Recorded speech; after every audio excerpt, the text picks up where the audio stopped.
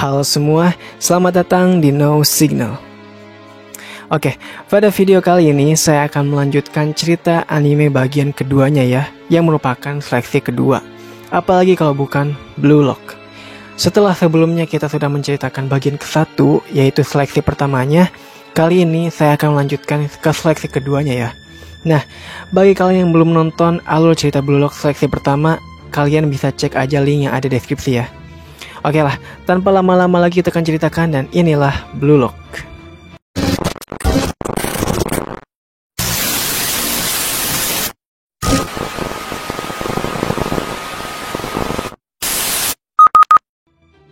Setelah kedua tim setuju untuk bertanding, mereka pun bersiap-siap. Pertandingan akan selesai jika ada tim yang bisa cetak 5 gol duluan. Di sini, mereka semua berperan sebagai striker ya. Soalnya yang jadi kiper tuh ada si Blue Lockman dengan kemampuan yang sama waktu di tahap 1. Oh iya, di sini juga si tim Sirin ini adalah 3 besar yang berhasil lewatin tahap 1 dengan cepat. Sirin yang pertama, Aryu kedua, dan Tokimitsu ketiga. Mereka pun memulai pertandingannya. Di sini, tim Isagi berhasil mencetak gol duluan berkat dari kerjasama timnya. Namun, Sirin gak terpukau sama sekali, karena Rin menganggap mereka kayak lagi main olahraga bola bola aja, bukan menganggap pertandingan ini sebagai medan tempur. Maka dari itu, mereka gak bakal bisa setara sama si Rin. Rin pun langsung menendang dari kick off dan mencetak gol. Semua pun kaget banget, bisa-bisanya si Rin cetak gol dari tengah lapangan gitu kan. Rin merasa game ini buang-buang waktu, dan baginya sebuah impian itu gak ada. Karena jika dia kalah di sini, maka itu semua berakhir. Jadinya, di setiap game, dia akan berjuang sampai mati. Game pun kembali dimulai. Tim Isagi lagi-lagi kebobolan. Kali ini kebobolannya oleh si Aryu dengan ketendangan kaki panjangnya, dan si Tokimitsu yang dapat merubah pikiran negatifnya menjadi motivasi untuk bisa memenangkan game dan mencetak gol. Tokimitsu juga punya kemampuan fisik yang kuat banget. Isagi pun gak nyangka, ternyata si 3 besar ini benar-benar jago semua main bolanya. Tapi si Nagi menganggap game ini semakin seru. Jadinya Nagi punya ide buat serang balik.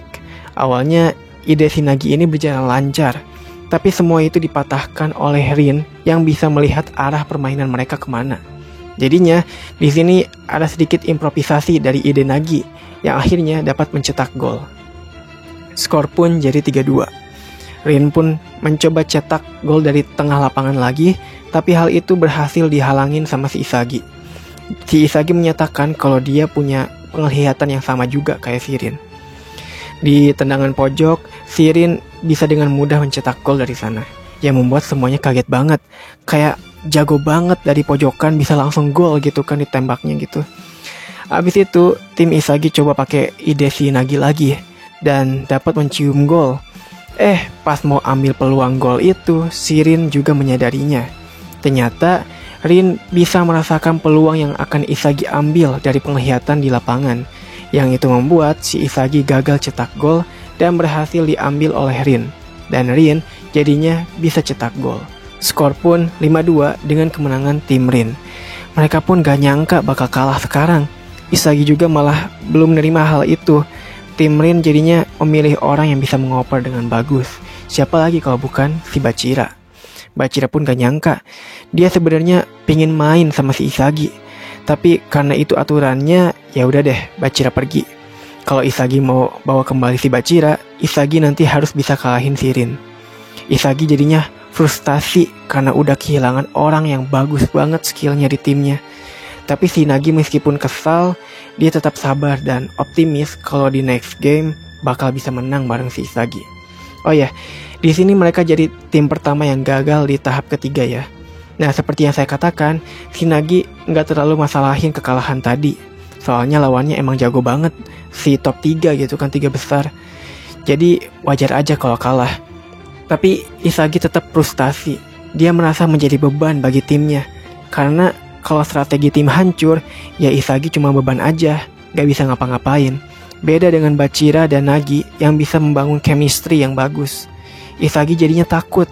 Di tahap 2 ini, kalau dia kalah lagi, pasti si Nagi yang dipilih tim lawan. Isagi bakal gugur di Blue Lock kalau kayak gitu. Namun, Nagi gak terima kalau Isagi cengeng kayak gini. Nagi bergabung sama Isagi karena Nagi tahu kalau Isagi jago main bola.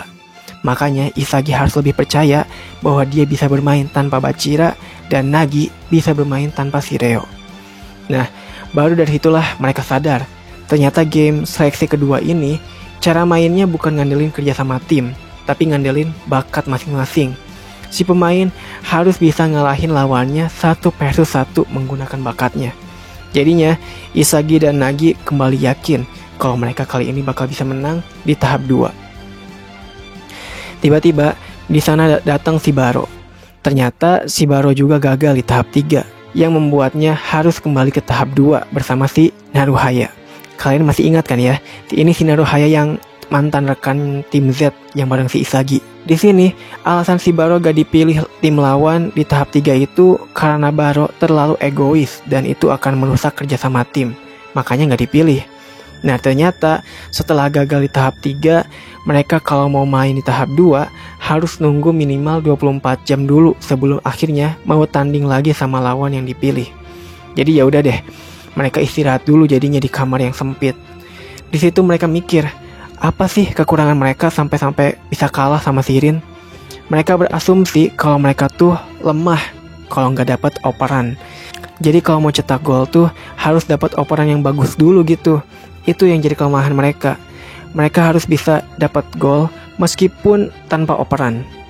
Pas di kantin, ternyata udah banyak tim yang gagal di tahap 3. Semua tim di sana pasti berpikir, untuk lanjut ke tahap selanjutnya, mereka harus milih lawan yang kuat.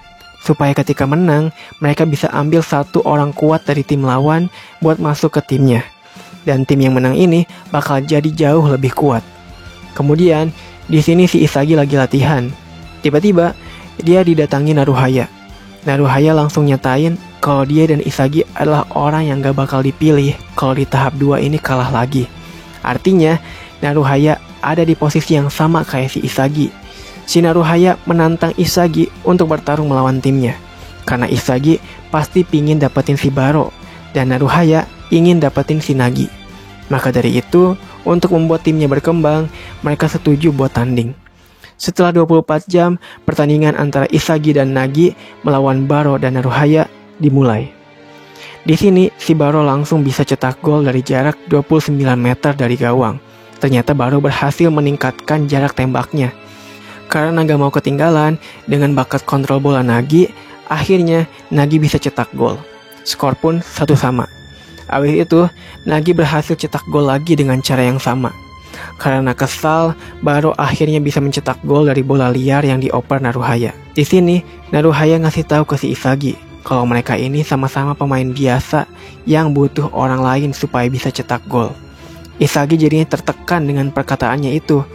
Abis itu, si Naruhaya berhasil menerobos si Isagi. Karena itu emang bakatnya yang jago menerobos pemain lawan. Tapi sayangnya, dia gak bisa cetak gol. Yang malah itu membuat si Baro jadinya cetak gol dari bola liar Naruhaya. Isagi pun menyadari kalau Naruhaya tuh jago nerobos, tapi lemah dalam menembak bola. Beda dengan Isagi yang jago nembak, tapi gak jago menerobos. Nagi pun bisa cetak gol lagi berkat operan Isagi. Dari situ, si Isagi kesel banget. Game ini kayak antara Nagi sama Baro aja yang saling cetak gol. Abis itu, lagi-lagi Baro cetak gol dari operan Naruhaya yang tiba-tiba muncul di depan Isagi. Isagi tadi gak tahu kalau Naruhaya udah ada di depan dan ambil bola darinya. Isagi pun sadar ternyata Naruhaya memanfaatkan titik buta Isagi. Itulah kenapa Isagi berhasil diterobos terus sama si Naruhaya. Isagi jadinya harus bisa menggunakan titik buta lawan supaya bisa menang dari 1 versus 1. Meskipun harus berlari tanpa menguasai bola, dia tetap harus menang 1 versus 1. Kemudian, lagi-lagi berkat operan Isagi juga, si Nagi bisa cetak gol. Skor pun 4-4. Isagi jadinya punya ide buat ngalahin mereka.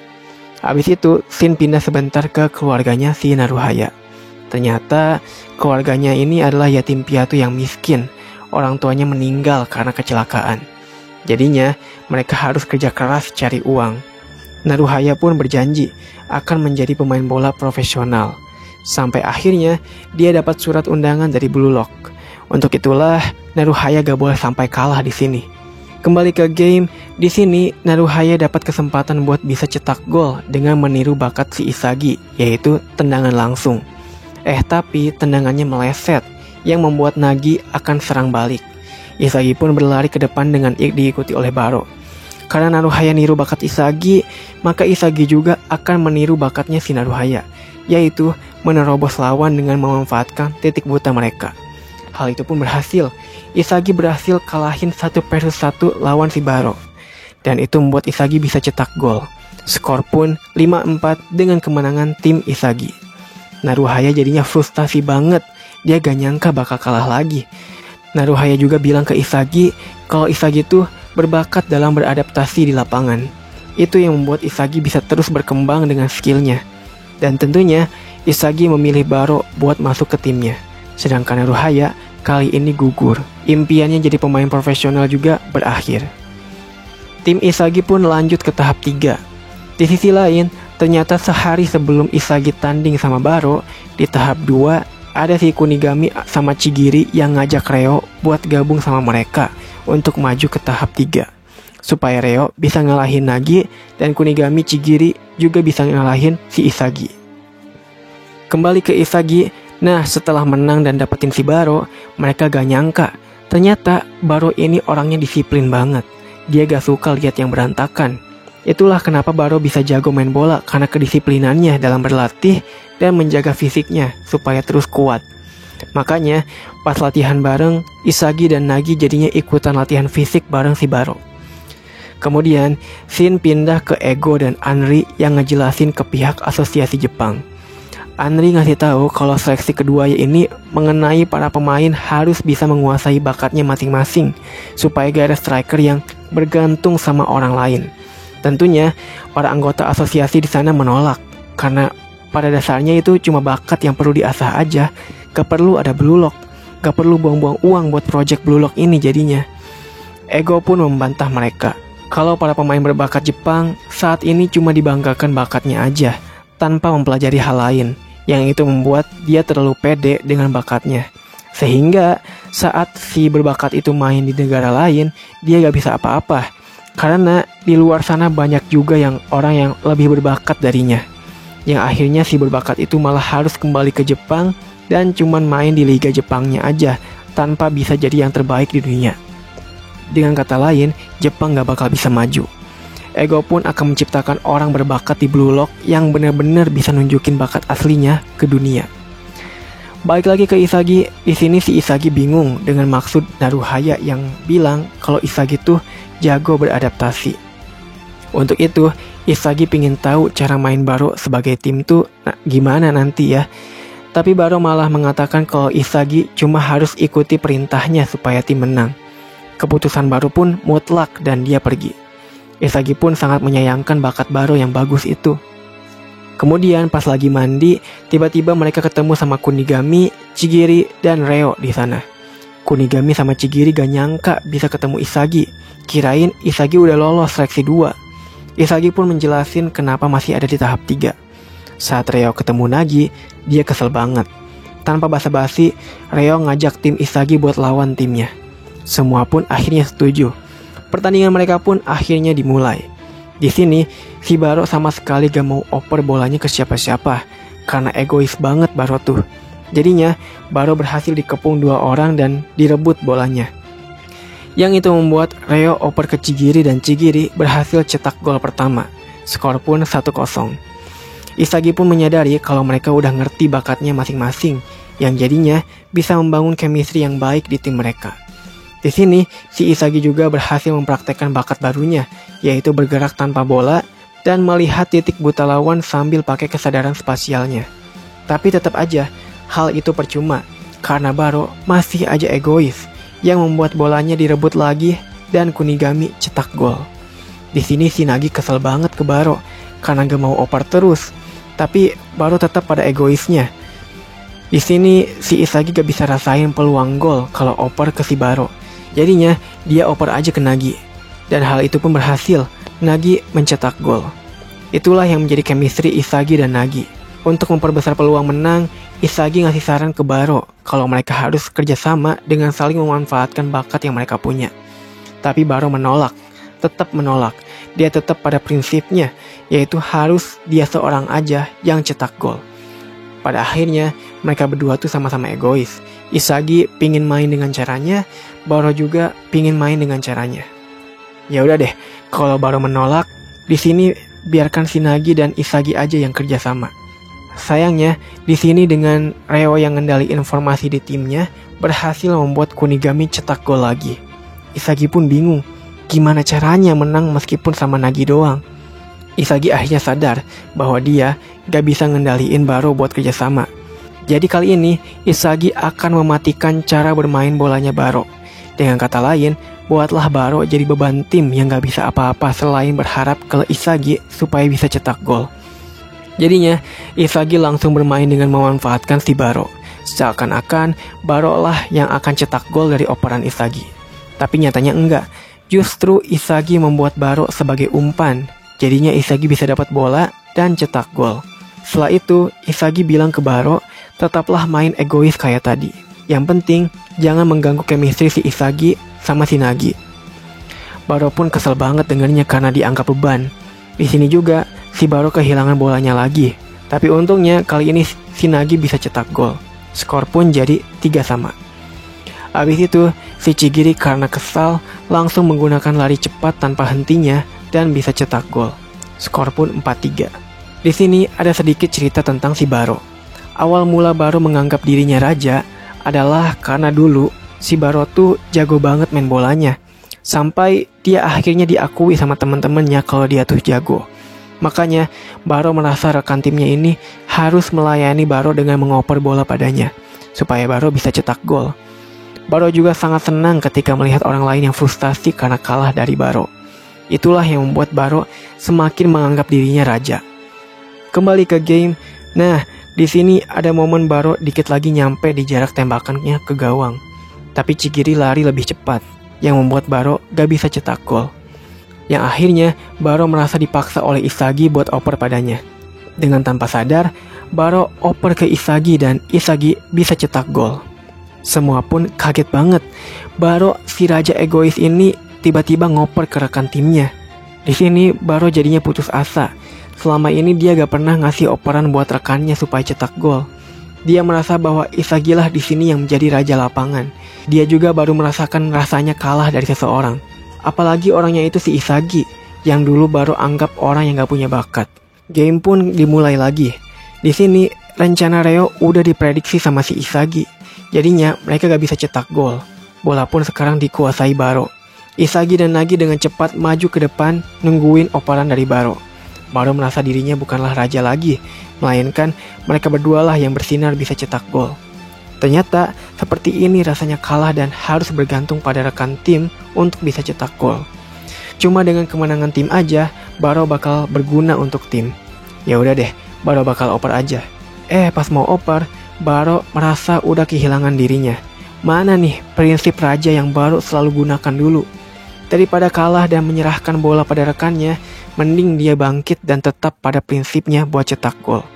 Jadinya, Baro langsung main solo aja di sana dan bisa lewatin semuanya. Jika Isagi dan Nagi adalah cahaya tim yang bakal bisa cetak gol, maka Baro akan jadi bayangan gelap mereka yang bakal cetak gol. Dan benar aja, dengan kebangkitan dan kembalinya Baro si raja lapangan, dia akhirnya cetak gol. Skor pun 5-4 dengan kemenangan tim Isagi. Baro pun sadar kalau dirinya kalah dari Isagi tadi. Maka dari kala itu, Baro bangkit dan tetap menjadi raja lapangan yang kali ini akan bermain dengan memanfaatkan rekan timnya dan gak bakal nunggu rekan tim buat oper padanya. Isagi pun seneng banget Baro bisa bangkit. Di sini, ego yang nonton game tadi merasa Baro berada di jalan yang benar, yaitu dapat bangkit dari kekalahan dan mengembangkan potensi bakat yang dimilikinya. Karena kekalahan dalam hidup itu merupakan bagian dari menggapai impian. Hanya orang-orang yang gak pernah merasa kalah aja yang gak bakal bisa berkembang dan menggapai impiannya itu. Padahal dari kalah itulah kita bisa bangkit dan mengetahui apa yang kurang dari diri kita, sehingga impian yang kita mau bisa tergapai. Kembali ke lapangan, nah di sini tim Isagi bingung mau milih siapa dari tim Reo. Isagi pun langsung ngasih tahu kalau tim ini butuh orang yang bakal bikin chemistry yang bagus, bukan tim yang seimbang. Tim yang rekannya bakal saling bersaing buat cetak gol. Dan orang itu nggak lain nggak bukan adalah Chigiri. Chigiri pun akhirnya gabung ke Isagi dan akan menunggu Kunigami buat menyusulnya. Di sini, Reo merasa Nagi udah berubah dan gak peduli ke Reo. Bahkan melupakan janji mereka buat jadi yang terbaik di dunia bareng-bareng. Nagi jadinya kesal ke Reo. Emangnya kalau setim sama Reo bakalan gampang jadi yang terbaik di dunia? Malah seharusnya kayak gini, berpisah aja, supaya masing-masing bakatnya berkembang dan mencapai level dunia. Di sini, Reo lah yang lupain janji jadi yang terbaik di dunia. Dari situlah, Nagi mulai menganggap Reo itu rekan yang menyebalkan. Reo pun sakit hati dengannya. Jadinya, Reo dan Kunigami kembali turun ke tahap 2, sedangkan si Chigiri maju ke tahap 4 bersama tim si Isagi. Habis itu, si Isagi dan Baro makan bareng di kantin. Di sini, Baro untuk pertama kalinya nanyain ke Isagi gimana sih permainan ideal yang Isagi pingin di lapangan. Soalnya si Baro mengakui kalau dirinya waktu itu lemah banget, tapi untungnya dia bisa bangkit. Makanya kali ini dia mau tahu Isagi pingin main kayak gimana sih, supaya Baro bisa mematikan bakat Isagi kayak di game tadi. Habis itu kita diperlihatkan masa lalu si Bachira. Ternyata Bachira dari dulu suka banget main bola. Makanya dia jago banget tuh ngedribble bolanya. Dia seperti menyatu aja sama bola. Mau gerak kayak gimana juga, Bachira pasti bisa menggiring bola. Tapi temen-temennya gak ada yang bisa ngerti dengan cara bermain si Bachira. Jadinya, ibu Bachira ngasih tahu, percayailah dengan apa yang kamu ingin senangi. Maksudnya, kalau kamu percaya dengan suatu hal, ya udah, percaya aja dengan itu. Makanya di sini si Bachira akhirnya punya teman hayalan, monster sebagai teman main bolanya. Dan Bachira percaya kalau nanti dia pasti bisa nemuin orang yang sama kayak monsternya ini. Tapi sampai kapan dia harus main bola sendirian tanpa ada seorang pun yang ngerti cara bermainnya? Itulah kenapa si Bachira selalu mencari orang yang bisa ngerti cara mainnya dan bersenang-senang bersama. Makanya pas datang ke Blue Lock, dia senang banget bisa lihat Isagi yang ternyata punya gaya bermain yang sama kayak monsternya si Bachira. Pokoknya kayak bisa diajak main bareng deh si Isagi tuh. Itulah kenapa dia sebenarnya gak mau kehilangan Isagi. Takutnya Bachira nanti jadi kesepian lagi. Dan dia takut kesepian. Takut gak ada yang nemenin dia main lagi gitu kan, main bola lagi. Makanya pas latihan sama si Rin merasa Bachira kayak nyari orang yang bisa main bareng sama Bachira. Karena Rin tahu Bachira main bolanya tuh masih setengah-setengah aja. Bachira juga di sini sadar ternyata Rin juga punya monster, tapi agak beda dari si Isagi. Pas keluar dari ruang latihan, Isagi pun udah nungguin di luar dan langsung menantang Rin buat tanding sama si Isagi. Jadinya, game antara tim Isagi dan tim Rin akhirnya dimulai kembali di tahap 4. Saat game dimulai, Bachira menyadari kalau Isagi sekarang udah berkembang penglihatan di lapangannya. Jadi agak sulit lewatin Isagi. Di sini, si Chigiri berhasil mencetak gol duluan berkat chemistry dari tim Isagi. Skor pun 1-0. Bachira makin semangat karena makin banyak juga nih orang-orang egois di Blue Lock. Di sini karena kebobolan 1, tim Rin langsung mengembalikan keadaan dengan Rin yang dapat memprediksi apa yang lawan akan lakukan padanya. Jadinya semua bisa dilewatin sama si Rin dan Rin cetak gol.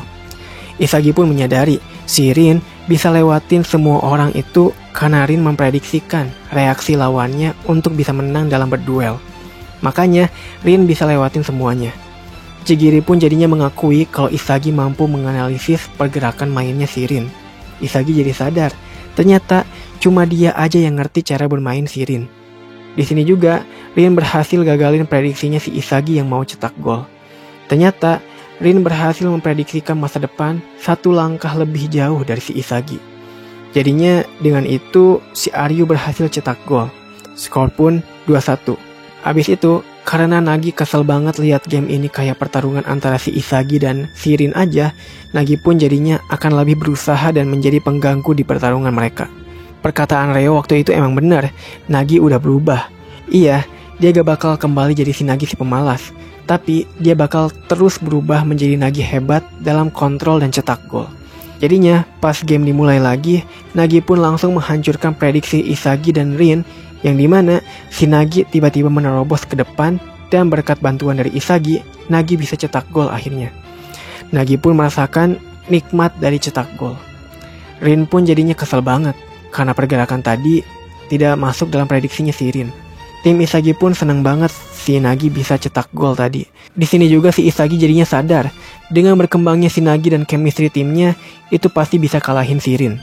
Tapi Isagi pengennya bisa kalahin si Rin 1 versus 1 tanpa bantuan orang lain. Isagi harus bisa memprediksi lebih cepat dibanding si Rin. Pas game kembali dimulai, ternyata sekarang mulai serius. Rin langsung mengendalikan permainan dengan membuat rekan dan lawannya bereaksi pada setiap gerakannya. Semuanya benar-benar dikendalikan oleh Rin, yang itu membuat si Rin mengoper ke Bachira dan Bachira cetak gol. Skor pun 3-2. Mereka pun menyadari kalau mereka harus bisa membuat gerakan permainan yang sulit diprediksi oleh si Rin. Jadinya, mereka akan menggabungkan setiap bakat yang mereka miliki dengan maksimal supaya bisa cetak gol. Tapi meskipun udah memaksimalkan bakat dan menggunakan prediksinya si Isagi, Rin dengan mode seriusnya kali ini bisa prediksi gerakan si Isagi. Di saat Isagi buntu, tiba-tiba si Baro datang dan merebut bola dari si Isagi. Semuanya pun kaget banget. Bisa-bisanya ada pemain yang ambil bola dari rekan timnya sendiri. Rin pun kesal. Akhirnya Baro bisa cetak gol. Nah, ternyata gaya bermain si Baro ini yang bisa mematahkan prediksinya si Rin. Karena Rin sama sekali gak bisa memprediksi gerakan Baro yang mencuri bola dari rekan timnya tadi. Isagi pun sadar kalau Baro bisa jadi kunci supaya timnya menang. Mereka harus bermain dengan gerakan yang sulit ditebak si Rin. Saat game dimulai, tim Isagi sempat berhasil pakai cara yang sulit ditebak. Tapi si Rin masih bisa cegah gerakan bolanya si Baro. Bola pun jadinya out dan akan lemparan ke dalam. Rin tadi gak bisa tebak gerakan si Baro, dia cuma refleks aja. Dengan begitu, ini menjadi pertarungan Isagi dan Rin yang saling berjuang buat cetak gol. Isagi ingin memaksimalkan bakat si Baro, sedangkan si Rin ingin meminimalkan bakat si Baro. Bachira yang lihat Isagi dan Rin berduel pun seneng banget. Kali ini ada 2 monster yang bisa diajak main bareng sama si Bachira. Tapi Bachira baru sadar ternyata keberadaan si Bachira gak dianggap sama 2 monster itu. Level monster dan egoisnya udah beda jauh sama si Bachira. Bachira pun jadi khawatir. Dia gak mau sendirian lagi. Dia gak mau ditinggalin sama mereka. Kembali ke game, di sini tim Isagi ngelakuin pelanggaran, yang itu membuat tim Rin dapat tendangan bebas. Dan ya, tentu aja Rin dengan gampang cetak gol dari tendangan bebas. Skor pun 4-3. Habis itu, game kembali dimulai. Di sini si Isagi mulai main game yang sulit diprediksi si Rin lagi. Satset gitu si Isagi akhirnya berhasil melewati semua orang dan mau cetak gol. Tapi sayangnya, hal itu masih bisa diprediksi sama si Rin, yang membuat Isagi sempat putus asa. Susah banget sih kalahin si Rin. Tapi dari putus asa itu, si Isagi dalam sekejap langsung mikirin alternatif lain, yaitu mencetak gol dengan tendangan tumit belakangnya. Dan itu pun berhasil gol. Rin benar-benar kaget. Gerakan terakhir itu gak bisa dia prediksi. Isagi pun jadinya menyadari apapun yang diprediksi si Isagi, kemungkinan besar si Rin juga bisa menebaknya. Jadi, untuk ngalahin si Rin, mereka harus merubah secara tiba-tiba prediksi game yang dibuat. Maka dari itu, si Rin gak bakal bisa menebaknya. Di sini juga, si Bachira masih aja mikir, gimana caranya mereka berdua nganggep si Bachira ada. Soalnya, alasan utama Bachira ke Blue Lock, ya cuman pingin punya teman main bola aja. Tapi level egois si Isagi dan Rin udah beda jauh darinya. Nagi pun menyadari kalau si Bachira agak blunder di game ini. Nagi juga malah ngasih tahu kalau timnya menang, si Isagi pasti gak bakal pilih Bachira, tapi bakal pilih si Rin. Si Bachira makin gak karuan pikirannya. Dia gak mau kayak gitu. Yang ada, dia gak bakal bisa main sama si Rin atau Isagi lagi. Bachira jadinya mengingat kata-kata ibunya, yang dimana kalau mau percayai sesuatu, percayailah suara hati dalam diri kita. Bachira pun jadinya sadar, dia udah kehilangan suara hatinya dan lebih ngandelin monsternya. Maka dari itu, si Bachira gak mau dengerin lagi bisikan dari monster egois dalam dirinya. Dia hanya akan percaya pada suara hatinya. Dengan begitulah, si Bachira gak mau cari monster lagi dari orang lain, dan akan main demi kesenangan sekaligus kemenangannya sendiri. Dengan otomatis, dia udah gak peduli gak bisa main bareng sama si Isagi dan Rin. Selagi Bachira bisa main bola dan bersenang-senang, sendirian juga gak bakal jadi masalah. Seperti dirinya dulu yang bisa bersenang-senang ketika main bola, sebelum akhirnya mengenal si monster. Bachira akhirnya bangkit dan mulai main sendirian di sana. Pergerakan Bachira jadi semakin liar dan susah diprediksi. Ketika mau cetak gol, ternyata si Isagi bisa menebak gerakan Bachira. Jadinya, gol bisa ditahan sama si Isagi. Karena Isagi tahu si Bachira di sini mulai egois. Bachira pun kaget, bisa-bisanya si Isagi menebak gerakan si Bachira. Abis berhasil ditahan itu, bolanya malah mendarat di kaki si Rin. Yang itu membuat Rin tanpa ampun langsung nendang dan cetak gol. Skor pun 5-4 dengan kemenangan tim si Rin. Isagi pun jadinya kesel banget. Kenapa sih? Masih kalah aja kan? Nah, karena tim Rin menang, kali ini Rin sendiri yang bakal milih orang buat gabung ke timnya. Dia benar-benar merasa dikalahkan oleh orang itu. Karena Rin gak bisa baca gerakan dia. Orang itu siapa lagi kalau bukan si Isagi. Rin gak bakal biarin si Isagi gagal. Rin ingin bisa berduel lagi dengan Isagi nantinya. Isagi pun gak nyangka dia terpilih. Jadinya, Isagi gabung ke tim si Rin dan maju ke tahap 5. Isagi juga berpamitan sama rekan timnya dan berharap mereka semua bisa menyusul si Isagi. Chigiri, Baro, dan Nagi pun kesel. Lain kali, mereka harus bisa menang dan lolos seleksi kedua. Di lorong menuju tahap 5, si Bachira berterima kasih ke si Isagi. Karena dari game tadi, si Bachira bisa sadar yang bisa nyelamatin dirinya dari frustasi ya cuma dirinya sendiri, bukan dari orang lain. Jadinya, si Bachira kali ini bisa main tanpa isi Isagi, ataupun bisa lebih menyenangkan bareng si Isagi. Isagi pun ikut seneng. Abis itu, si Isagi di sini merasa masih belum bisa ngalahin si Rin, karena Rin tiba-tiba bisa ngambil bola dan mencetak gol yang terakhir tadi. Jadinya dia ingin tahu gimana sih caranya Rin bisa kayak gitu. Tapi Rin hanya menjawab itu hanyalah keberuntungan aja. Isagi gak puas dengan jawabannya. Rin melanjutkan menjelaskan kalau dia bergerak sebagai insting aja. Saat masuk ruangan, ternyata mereka telah resmi lolos dari seleksi kedua. Di situ, si Ego langsung ngomongin tentang sebuah keberuntungan di dalam sepak bola. Karena Ego tadi ngedengerin percakapan mereka di dalam lorong tadi ya. Nah, jadi dalam sepak bola, keberuntungan itu bisa diciptakan. Bukan hanya dari kebetulan yang membuat bola mendarat di kaki kita. Keberuntungan diciptakan oleh pemain yang terus bergerak mengambil peluang yang ada. Maka ketika peluang diambil, keberuntungan mendapatkan bola pun 50-50 ya. Bisa beruntung dapat bola atau gak dapat. Yang penting si pemain ini udah ngambil peluang buat dapetin keberuntungannya. Oke, simpelnya gini deh. Tadi Bachira kan mau nendang bola. Nah, si Isagi ngambil peluang buat nahan tendangan Bachira. Yang ternyata Isagi beruntung bisa nahan tendangannya. Padahal bisa aja kan tendangan Bachira gak ketahan si Isagi. Tapi di sisi lain, si Rin mengambil peluang buat ambil bola liar dari blokannya si Isagi. Yang ternyata, Rin juga beruntung bolanya mendarat di kakinya. Makanya si Rin bisa cetak gol karena udah ambil peluang. Gitulah kira-kira penjelasannya ya tentang beruntung itu. Oke lanjut, di sini si Isagi jadinya kesel banget. Dia ternyata masih kalah dari si Rin. Kali ini, Isagi harus memaksimalkan bakat dan keberuntungan yang akan dia dapat di pertandingan selanjutnya. Mereka kali ini melaju ke seleksi 3, yaitu bakal ikut camp pelatihan dengan para pemain dunia. Tapi sebagai permulaan seleksi ketiga, mereka bakal tanding 5 versus 5 dulu sama 5 pemain top dunia besok. 5 pemain top ini ada dari Spanyol, Inggris, Argentina, Brazil, dan Prancis. Isagi pun gak nyangka, dia kali ini bisa main sama top dunia. Di sini juga, si Isagi baru tahu kalau Rin rutin melakukan yoga. Singkat cerita, awal seleksi ketiga pun dimulai, yaitu melawan top 5. Di sini, para top 5 bicara menggunakan bahasa Inggris dan merendahkan si Rin dan timnya. Rin pun menanggapi mereka pakai bahasa Inggris juga.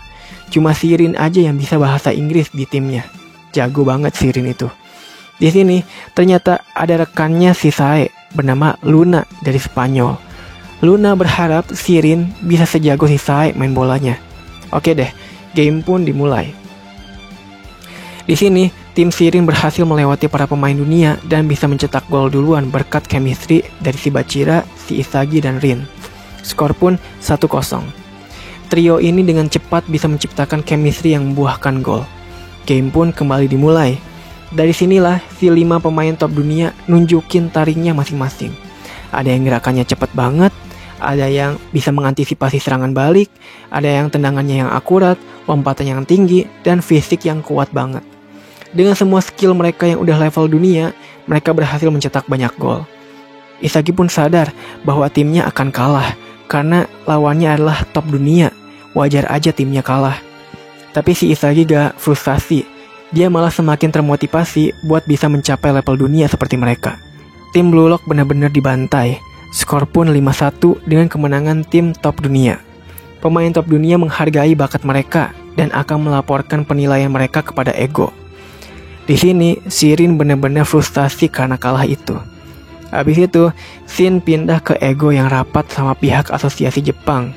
Pihak asosiasi benar-benar gak nyangka kalau Ego pakai uang yang gede banget buat bayar para pemain top dunia di Blue Lock. Ternyata tujuan si Ego manggil pemain top dunia itu yaitu untuk ngasih pengalaman ke para pemain Blue Lock. Pihak asosiasi tetap gak ngerti. Sebenarnya ini project apa sih? Mau dibawa kemana nih projectnya? Ngabisin uang mulu gitu kan? Mana nih hasil dari project ini? Mana hasilnya? Nah, sempat akan ditutup project Blue Lock ini oleh penasihat asosiasi sepak bola Jepang. Tapi Ego langsung menolaknya. Oke, kali ini Ego bakal tunjukin hasil dari project Blue Lock ini ke dunia, yaitu dengan mengadakan pertandingan yang besar. Kembali ke Blue Lock, di sini mereka semua berpikir mereka pasti akan bisa mencapai level dunia setelah main dengan top dunia itu. Karena mungkin itulah tujuan dari game tadi, supaya si pemain Blue Lock yakin bisa jadi top dunia juga nanti. Habis itu, untuk meluangkan waktu, mereka jadinya belajar bahasa Inggris. Tentu aja Shirin di sini udah ngerti, jadi gak perlu belajar lagi. Maka dengan itu, mereka malah minta Shirin buat ajarin mereka.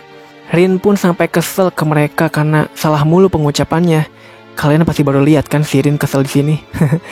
Kemudian, akhirnya seleksi kedua telah selesai. Semua pemain yang lolos disuruh kumpul di ruang tengah.